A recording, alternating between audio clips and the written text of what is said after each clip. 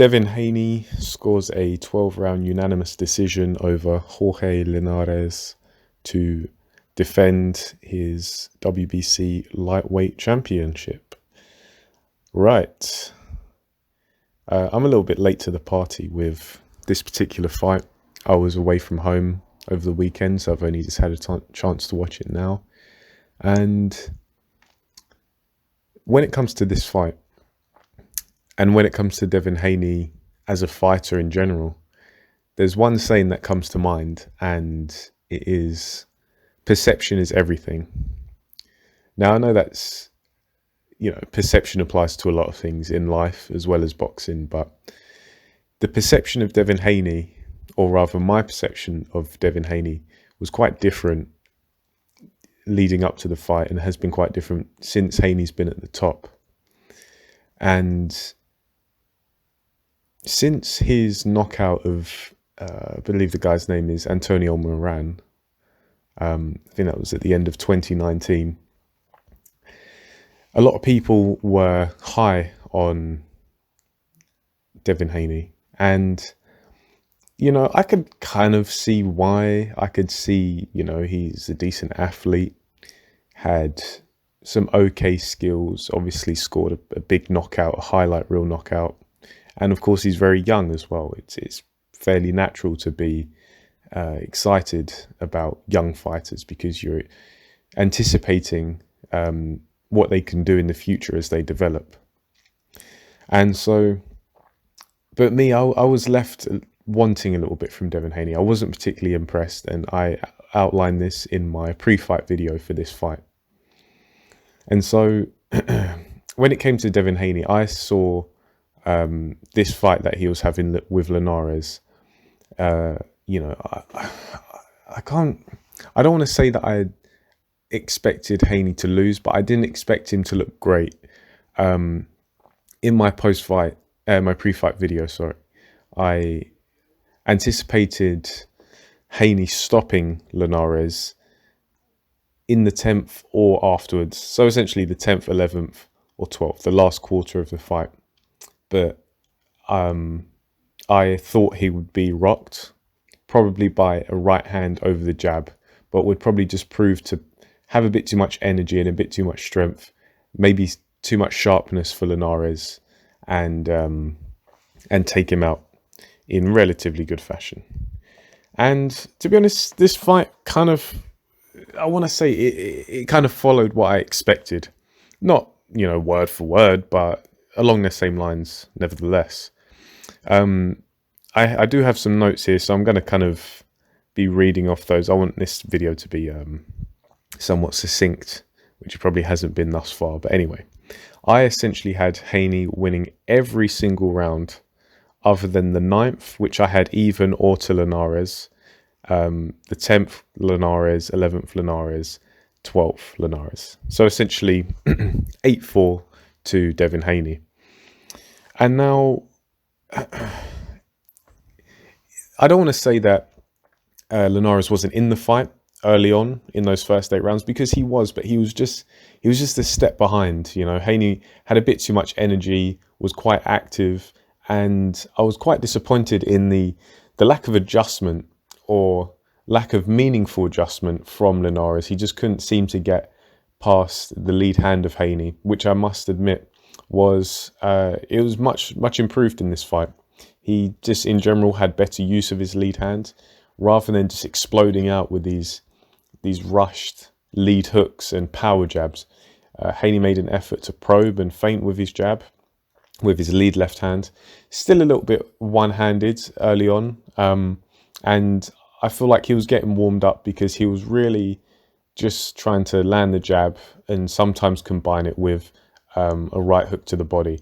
And that's fairly typical that you see with inexperienced fighters, but also early on in fights. The right hook is one of the easier punches to land, because against an orthodox opponent, their left side of their body is it's closest to you, and it's not as elusive as the head typically. So that's fairly normal. Haney in general still a little bit one-handed, as I say, and still lingered on the center line So I spoke about this as well in the pre-fight video.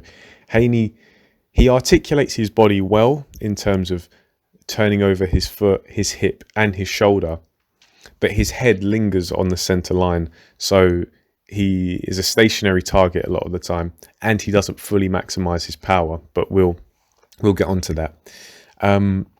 In going into the second round, Haney started to mix up the rhythm a bit, so it shows that he's cognizant of the rhythm and creating a rhythm and breaking it to catch his opponent off guard, which is good. I like to see that. But we started to see early on Haney was trading left hooks with Linares, which I think was kind of, I want to say writing was on the wall. It was a bit of a bad omen for what was potentially to come later in the fight. Haney also found home for the right uppercut a few times, and that was a punch that I specifically outlined in the pre-fight video because I thought that the high guard of Linares, who can be a bit rigid in the back sometimes, he is sometimes guilty of not taking his head off the center line. It might be the perfect punch to slot in between his gloves. And Haney did find a home for both left uppercut and right uppercut.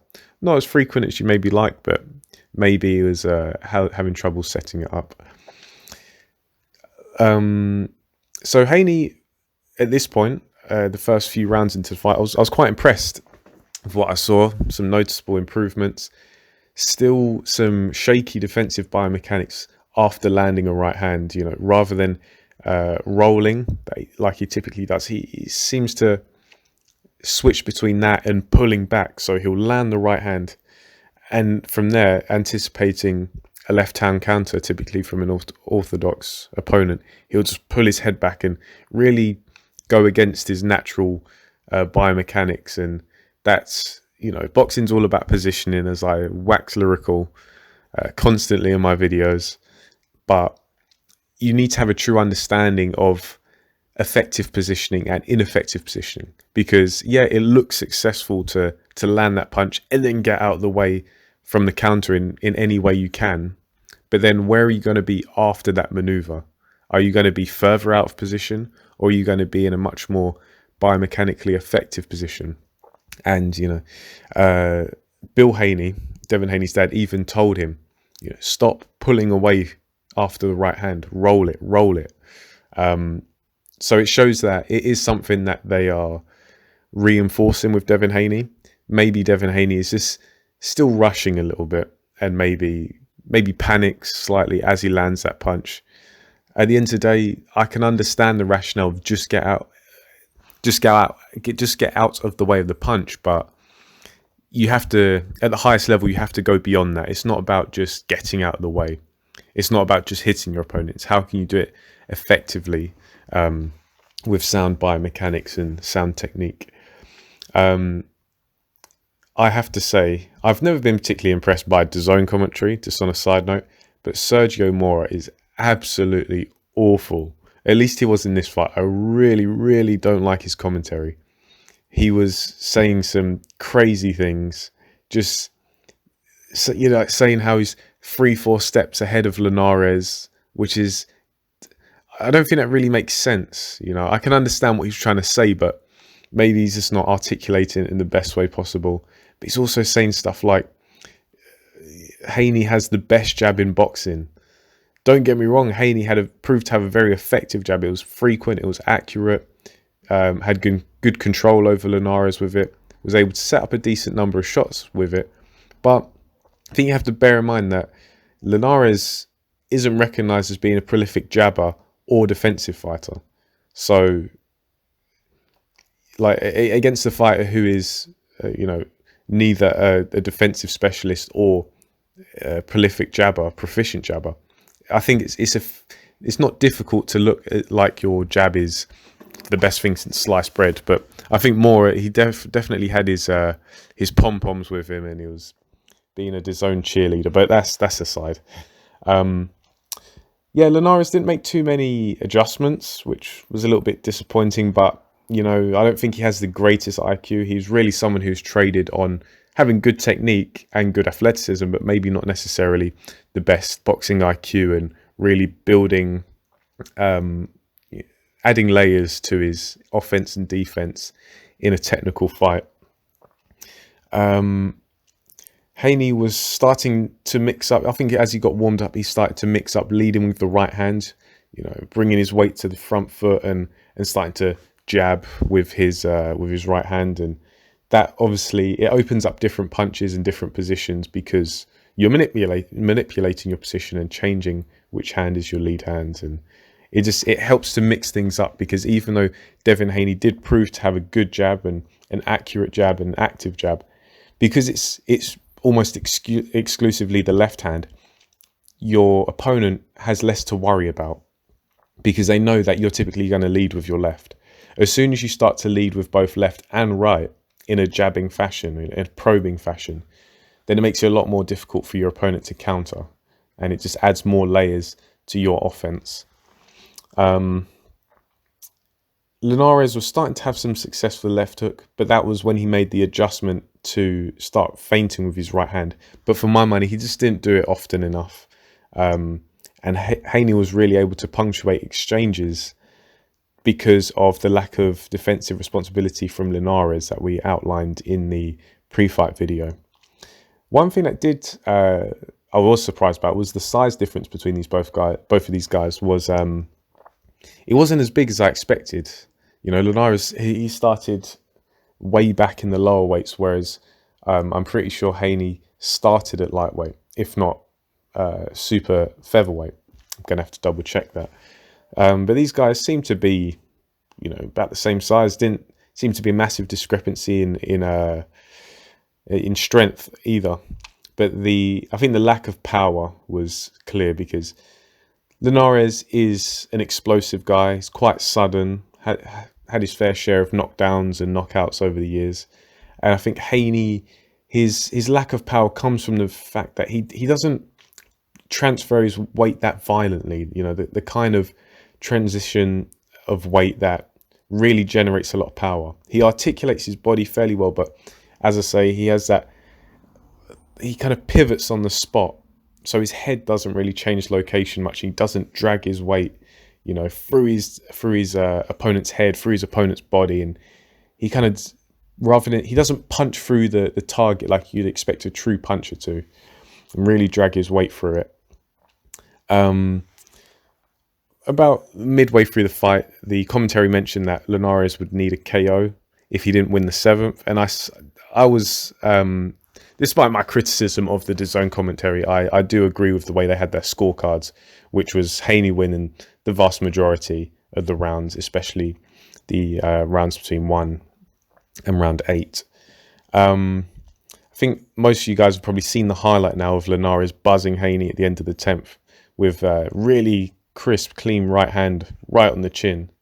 And I think that shows that maybe Haney started to take his eye off the ball. Maybe he thought he was in his flow now and really had sealed the deal and could do whatever he wanted with Linares.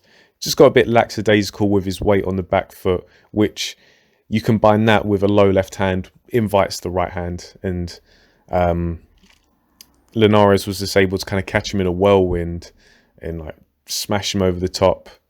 And fortunately for Haney, it was at the end of the round, so he was able to kind of make his way back to his corner and catch a rest. But that wasn't before getting caught that right hand and doing the stanky leg. I think even Hatman coined it as that, because his legs were gone. His legs were gone, and it showed in the 11th, because Haney was really just trying to keep Linares off, and then even again in the 12th. So this is now 3 minutes later. And Haney's legs did look stiff, and he was a much more stationary target, and Linares was able to tag him with a few more right hands. And at this point, Haney didn't even try to keep Linares off with offense. He just resorted to holding a lot of the time. But he made it through that crisis. I think it's his first proper crisis. And when it comes to the perception, because I wasn't that impressed by Haney before this fight, what I saw from him in this fight, I got to say, I am impressed now. I still see him as being the lesser of the lightweights compared to the top guys. But from this, I can see that he's making these slow and steady improvements. And I do believe he has a good chance now. He's starting to become a player in my eyes in the division. But there is some context that we still have to provide, and that is that he's just gone 12 rounds and had the last few rounds of that this fight be quite tough against a fighter who... Jorge Linares is a respected fighter, but he's not revered. You know, he's been... All 5 of his defeats have been by stoppage. He's been stopped early in fights as well, even as recently as 2019 when he fought... I can't remember the guy's first name, but his surname's Cano, Cano. He took Linares out in a round.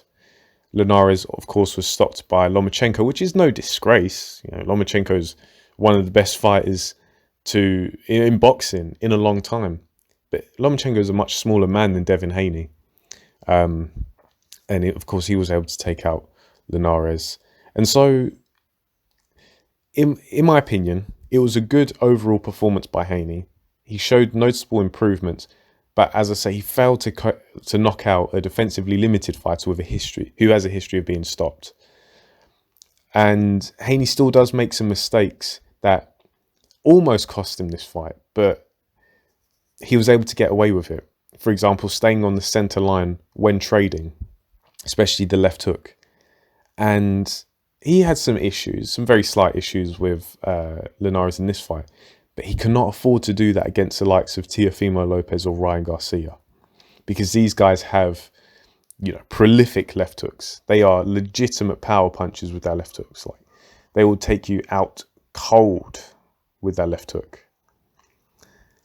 And on top of that, I believe that Haney was kind of let off the hook by Linares, who may have frozen after hurting him at the end of the 10th. Because I believe that Linares admitted to freezing in the Lomachenko fight after he dropped Lomachenko, which was a legitimate hard knockdown with the right hand. So, you know, the context is everything, and the perception is everything. But I have to give Devin Haney credit. I picked him to win. He didn't get the stoppage. He got the points win, but he showed a lot more improvements than I anticipated from him. And so I have to say I'm excited to see where he goes next. I would not, if I'm managing him, I would not put him in with the top guys yet. You know, the likes of Gervonta Davis, Teofimo Lopez, Ryan Garcia, probably not even a Lomachenko. I know he's a lot smaller than those guys. And it's weird, Lomachenko seems to be the forgotten man at lightweight. They talk about the 4 American kings and all that business, but Lomachenko's still a player. Some people may disagree with me. That's just my opinion.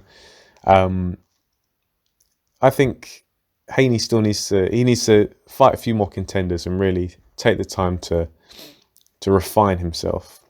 I think that's what he's lacking, is the refinement and maybe some experience as well. Especially as experience, as they say, is the one thing that you cannot buy, borrow, or pretend to have. So it'll prove to be invaluable in the long run. It just makes it difficult because, of course, Haney's a champion.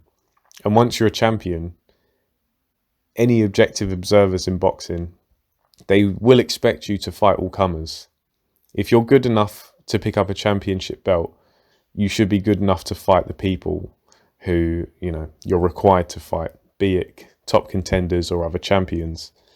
And of course, Haney is young, which is not an excuse to hide behind. Hatman mentioned this in his post-fight video. Essentially, if you're experienced enough, you're old enough.